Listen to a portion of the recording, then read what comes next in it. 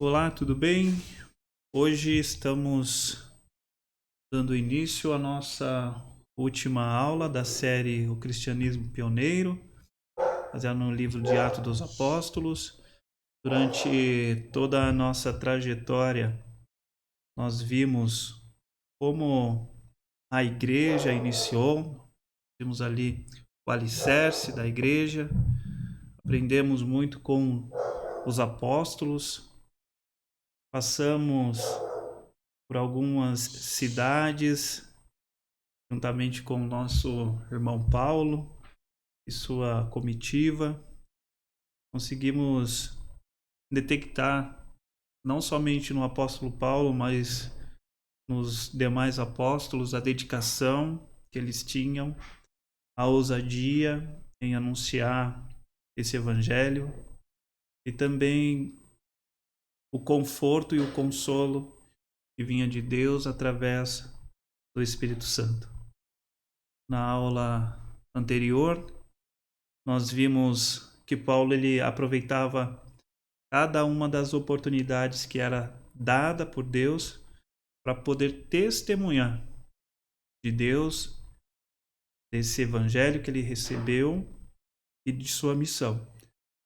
No último estudo, nós vimos que Paulo teve o privilégio de falar com autoridades a respeito desse Jesus a qual nós servimos, e podemos perceber cada uma dessas oportunidades. Ela foi dada única e exclusivamente por Deus para a vida do apóstolo Paulo.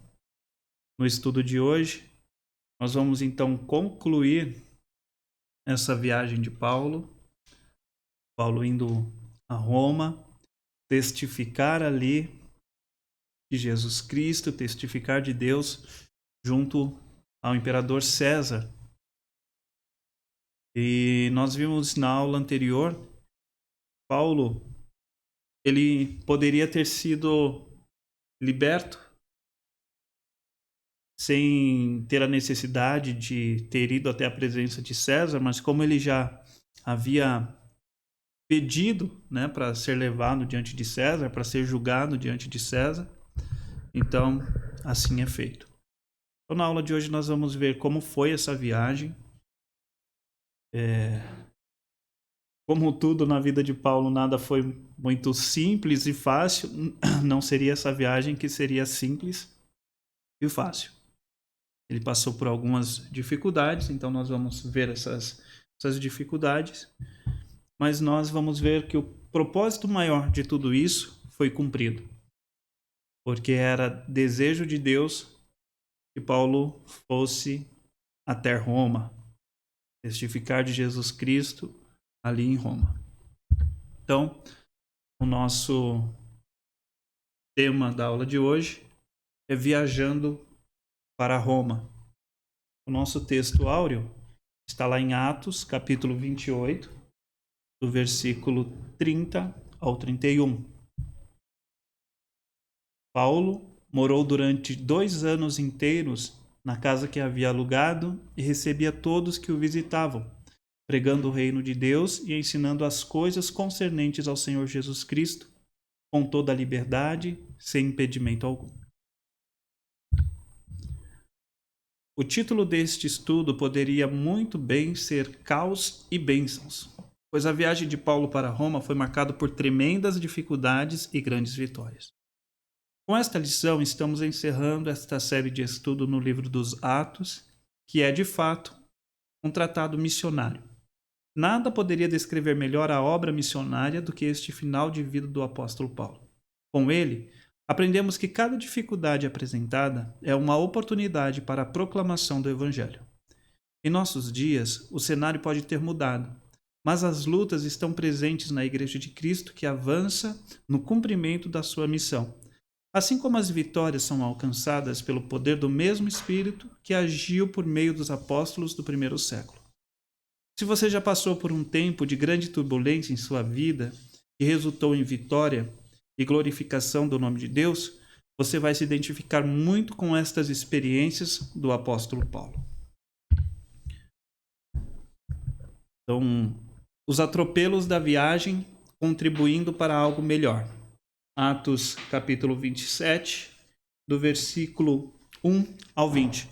Peço a você que está aí com a sua Bíblia em mãos, que você abra lá em Atos capítulo 27, e nós vamos ler do versículo 1 até o versículo 20. E como se determinou que havíamos de navegar para a Itália, entregaram Paulo e alguns outros presos a um centurião por nome Júlio, da corte Augusta. E embarcando nós em um navio adramantino, partimos navegando pelos lugares da costa da Ásia, estando conosco Aristarco, macedônio de Tessalônia. E chegamos no dia seguinte a Sidom, e Júlio, tratando Paulo humanamente, lhe permitiu ir ver os amigos para que cuidassem dele. E partindo dali, fomos navegando abaixo de Chipre, porque os ventos eram contrários.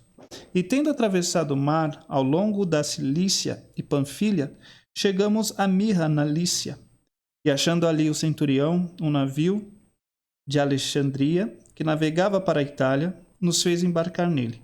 E como por muitos dias navegássemos vagarosamente, havendo chegado apenas defronte do Cnido, não nos permitindo o vento ir mais adiante, navegamos abaixo de Creta, junto de Salomone, e costeando dificilmente chegamos a um lugar chamado Bons Portos, perto do qual estava a cidade de Lacéia.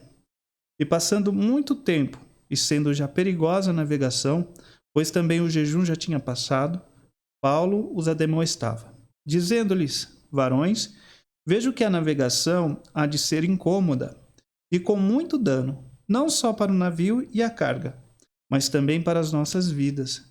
Mas o centurião cria mais no piloto e no mestre do que dizia Paulo.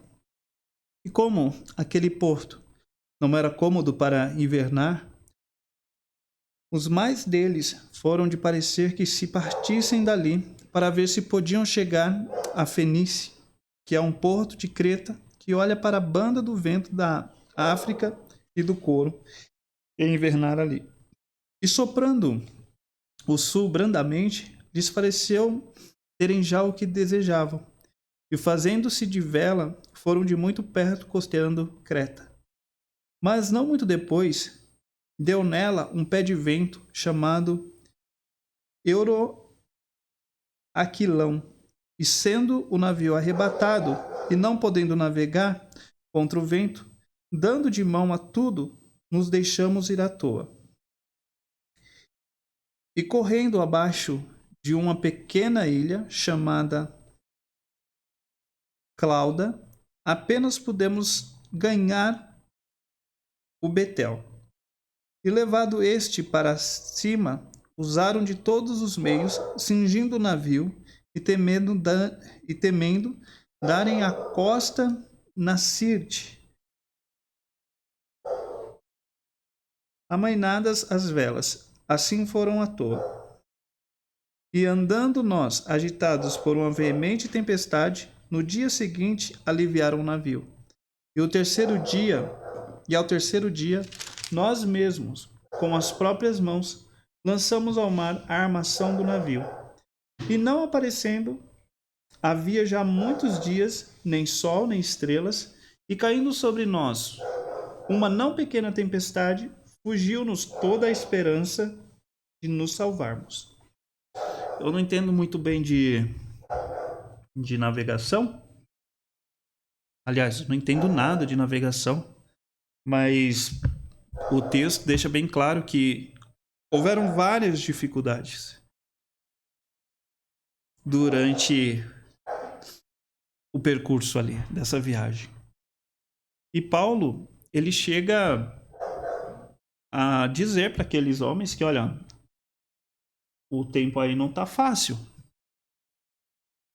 A navegação não vai ser tão simples assim. Por que a gente não fica aqui no porto, aguarda tudo isso passar para que possamos prosseguir a viagem.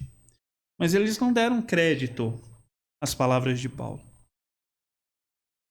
Então, neste ponto da narrativa bíblica, nós temos outra vez a companhia de Lucas.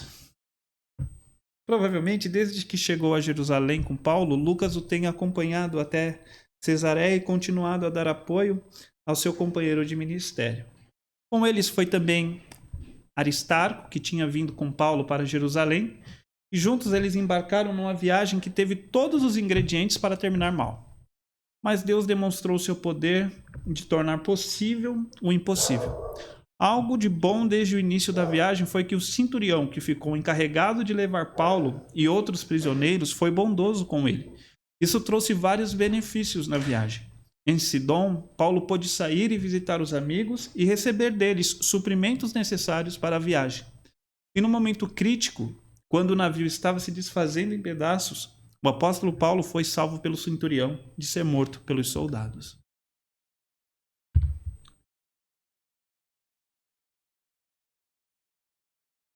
A pregação do evangelho em meio aos problemas. E havendo já muito que se não comia, então Paulo, pondo-se em pé no meio deles, disse: Fora, na verdade, razoável, ó varões, ter-me ouvido a mim e não partir de Creta. E assim evitaria este incômodo e esta perdição. Mas agora vos ademoesto a que tenhais bom ânimo, porque não se perderá a vida de nenhum de vós, mas somente o navio. Porque esta mesma noite, o anjo de Deus, de quem eu sou e a quem sirvo, esteve comigo, dizendo: Paulo, não temas, importa que sejas apresentado a César, e eis que Deus te deu todos quantos navegam contigo. Portanto, ó varões, tende bom ânimo, porque creio em Deus, que há de acontecer assim como a mim me foi dito. É contudo necessário irmos dar numa ilha. E quando chegou a 14ª noite, sendo impedido de uma e outra banda no mar Adriático, lá pela meia-noite suspeitaram os marinheiros que estavam próximos de alguma terra. E lançando o prumo, acharam 20 braças, e passando um pouco mais adiante, tornando a lançar o prumo, acharam 15 braças. E temendo ir dar em alguns rochedos, lançaram da popa 4 âncoras, desejando que viesse o dia.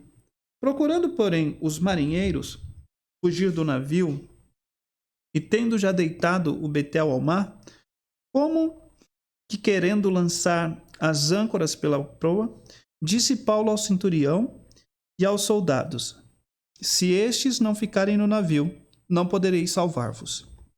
Então os soldados cortaram os cabos do betel e o deixaram cair. E, enquanto o dia vinha, Paulo exortava a todos a que comessem alguma coisa, dizendo: É já hoje o 14º dia que esperais e permaneceis sem comer, não havendo provado nada. Portanto, exorto-vos a que comais alguma coisa, pois é para a vossa saúde, porque nem um cabelo cairá da cabeça de qualquer de vós.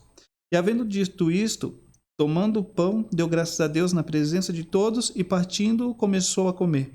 E tendo já todos bom ânimo, puseram-se também a comer. E éramos ao todo no navio 277 almas.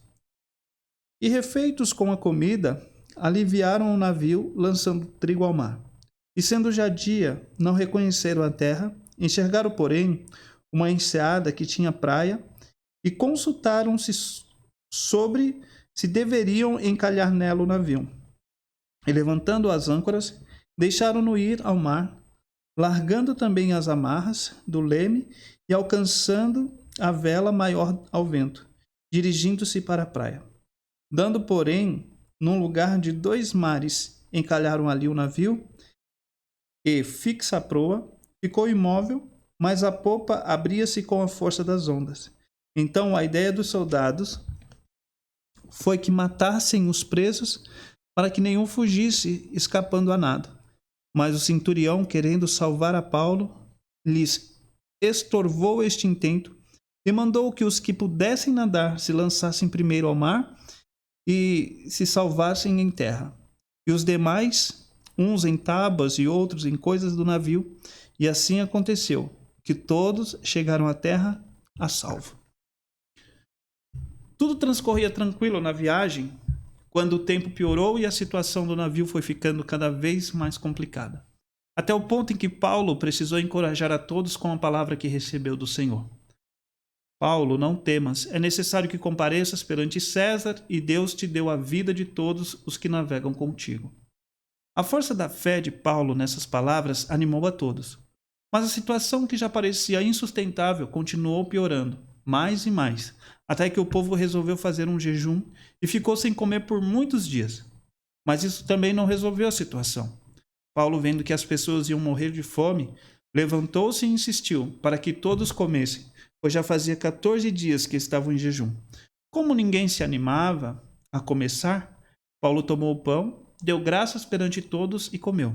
Diante desse seu ato, o povo foi se animando e comendo. Era muita gente no navio, 276 pessoas à deriva no mar. Quando a tempestade foi levando o navio para a terra, ainda houve outro risco de vida para Paulo, pois os soldados queriam matar todos os prisioneiros. Outra vez, a intervenção do Senhor, usando o centurião, poupou a vida de Paulo e, consequentemente, de todos os outros. E como Deus havia dito, todas as pessoas se salvaram, mesmo que o navio chegasse aos pedaços na praia, numa ilha que não conheciam. Esse é o poder de Deus. Essa é a vitória do Senhor sobre qualquer ameaça ou impedimento à obra missionária. A operação milagrosa do Evangelho. E havendo escapado, então souberam que a ilha se chamava Malta. E os bárbaros usaram conosco de não pouca humanidade, porque, acendendo uma grande fogueira, nos recolheram a todos por causa da chuva que caía e por causa do frio. E havendo Paulo ajuntado uma quantidade de vides e pondo-as no fogo, uma víbora, fugindo do calor, lhe cometeu a mão. E os bárbaros, vendo-lhe o réptil pendurado na mão, diziam uns aos outros: certamente este homem é homicida, visto como, escapando do mar, a justiça não o deixa viver. Mas, sacudindo ele a víbora no fogo, não padeceu nenhum mal. E eles esperavam que viesse a inchar ou cair morto de repente. Mas, tendo esperado já muito e vendo que nenhum incômodo lhe sobrevinha, mudando de parecer, diziam que era um deus. E ali próximo daquele mesmo lugar havia umas herdades que pertenciam ao principal da ilha, por nome Públio, o qual nos recebeu e hospedou benignamente por 3 dias.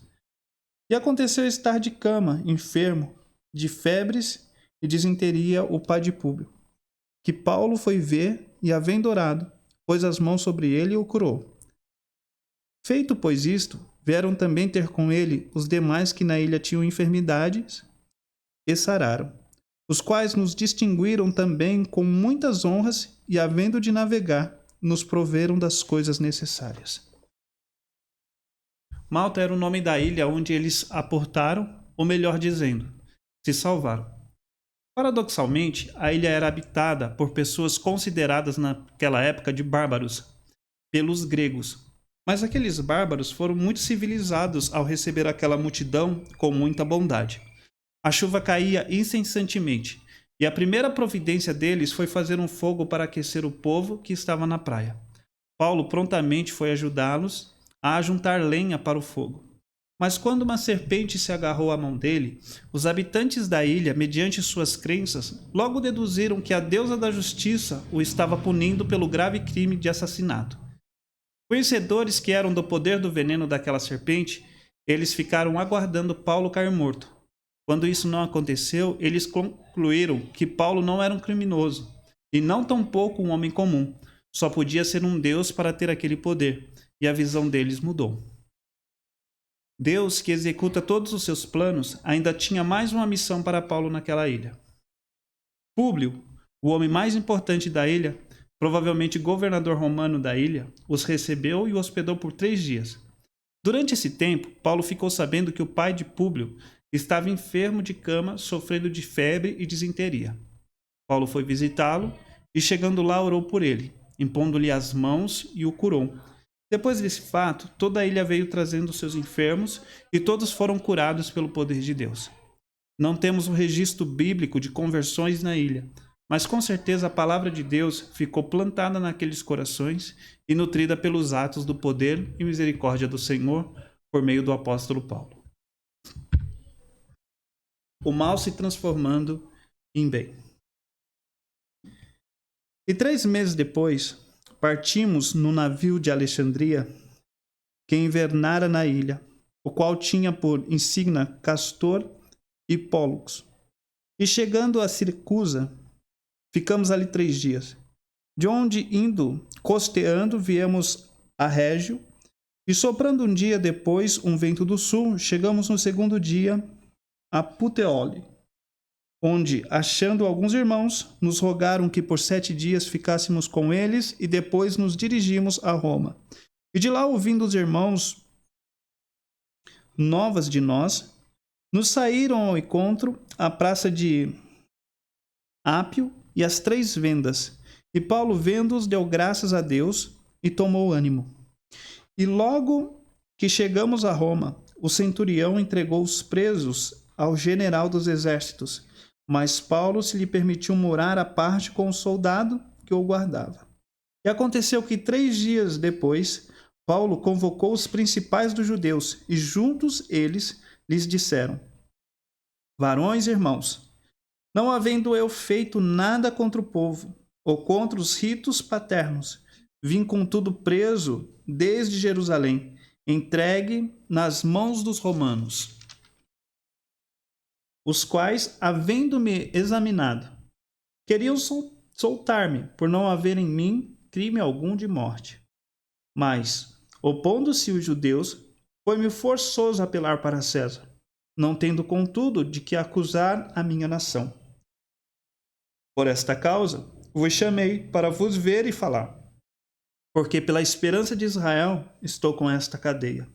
Então, eles lhes disseram: nós não recebemos acerca de ti cartas algumas da Judéia, nem veio aqui algum dos irmãos que nos anunciasse ou dissesse de ti mal algum. No entanto, bem quiséramos ouvir de ti o que sentes, porque, quanto a esta seita, notório nos é que em toda parte se fala contra ela. E havendo-lhe eles assinalado um dia, muitos foram ter com ele a pousada, aos quais declarava com bom testemunho o reino de Deus e procurava persuadi-los à fé em Jesus, tanto pela lei de Moisés como pelos profetas, desde pela manhã até a tarde. E alguns criam no que se dizia, mas outros não criam. Um navio alexandrino que aportou na ilha durante o inverno, partiu levando todas as 276 pessoas sãs e salvas. A viagem teve várias paradas, mas tudo correu bem.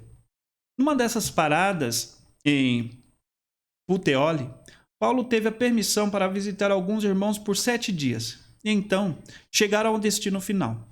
A recepção dos irmãos de Roma foi muito agradável, pois eles haviam sido avisados da chegada deles e Paulo ficou muito animado e agradeceu ao Senhor. Em seguida, Paulo foi entregue ao general, que prontamente permitiu que ele ficasse morando numa casa sob a guarda de um soldado.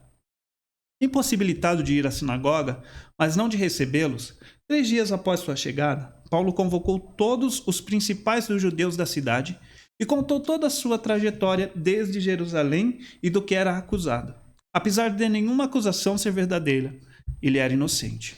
Felizmente, não havia chegado nenhuma informação maldosa da Judéia sobre o assunto para os judeus de Roma, mas eles já tinham conhecimento de que chamavam de seita e queriam ouvir Paulo sobre o assunto, e marcaram o dia.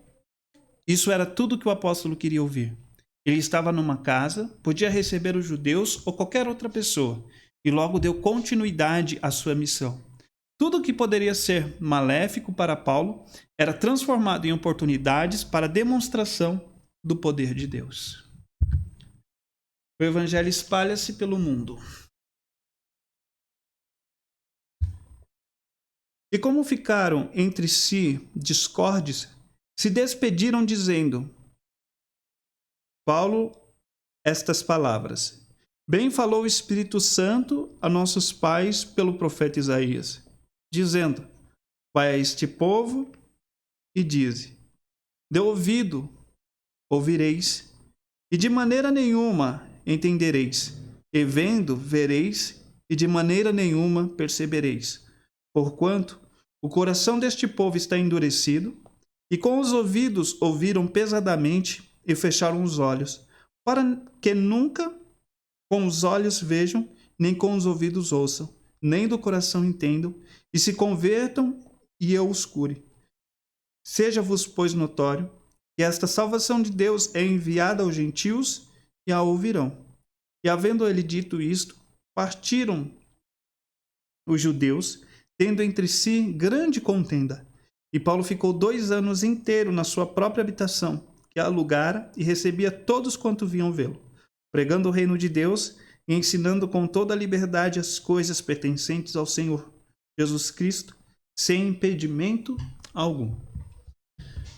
No dia do retorno, muitos judeus chegaram e, começando pela manhã até a noite, Paulo lhes ensinou sobre o reino de Deus e a vinda do rei. Uns acreditaram, outros rejeitaram. Mas Paulo continuou firme no seu testemunho, recebendo a todos quantos chegavam para ouvir as boas novas de salvação. Os últimos versículos de Atos revelam uma verdade incontestável: para Deus não há portas fechadas, não há prisões, não há impossíveis. Por esta razão, o livro se encerra com estas palavras: Paulo morou durante 2 anos inteiros na casa que havia alugado e recebia todos que o visitavam, pregando o reino de Deus e ensinando as coisas concernentes ao Senhor Jesus Cristo, com toda a liberdade, sem impedimento algum. Paulo conheceu e experimentou profundamente a liberdade que há em Cristo. E conhecereis a verdade, e a verdade vos libertará.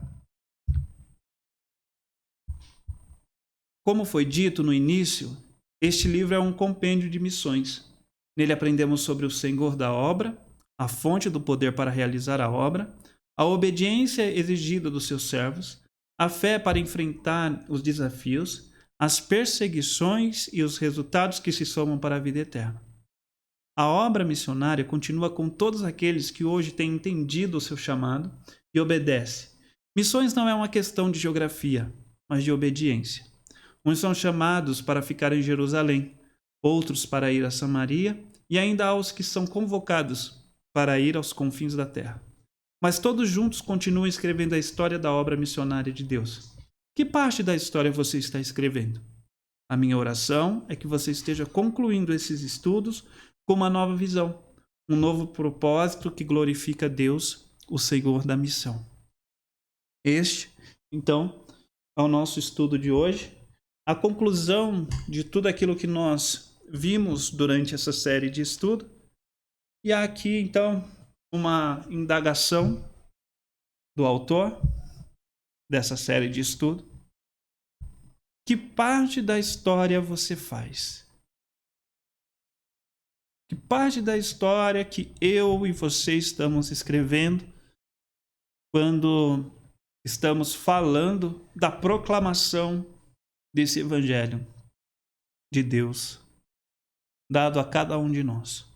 Qual tem sido a nossa contribuição para a evangelização de outras pessoas? Como temos testemunhado desse nosso Senhor Jesus, do amor que Ele tem nos concedido e da graça que temos recebido por Ele, dia após dia? Nós vimos no estudo de hoje que Paulo enfrentou grandes dificuldades, não somente neste estudo, mas por toda a sua trajetória, por onde ele passava, ao mesmo ponto que ele encontrava apoiadores, que ele encontrava pessoas que estavam ali com seus corações deliberados para receber a palavra de Deus, existiam também aqueles que o confrontavam, o ignoravam e até mesmo queriam dar cabo da sua vida. Mas em tudo isso, nós vemos a obediência de Paulo, a sua perseverança, a sua determinação. Uma coisa que ficou marcante para mim em relação a essa série de estudo é a preocupação de Paulo com as igrejas a qual ele participou na sua implantação. Nós vemos o cuidado, o zelo, o amor, a dedicação de Paulo. A importância que ele dava por aquelas vidas. É por isso que quando nós lemos alguns textos ali das cartas de Paulo, nós vemos algumas palavras um pouco mais duras. Palavras de impacto para aquelas vidas. Não é porque Paulo está querendo irritar aquelas pessoas, muito pelo contrário. Paulo está querendo despertar o amor genuíno daquelas pessoas. Paulo está querendo trazer novamente aquelas pessoas ao centro da mensagem, a essência da mensagem, que é Cristo. Que esta mesma preocupação, que esta mesma obediência, essa mesma dedicação e essa mesma ousadia que estava sobre a vida do apóstolo Paulo esteja sobre a minha e a sua vida também.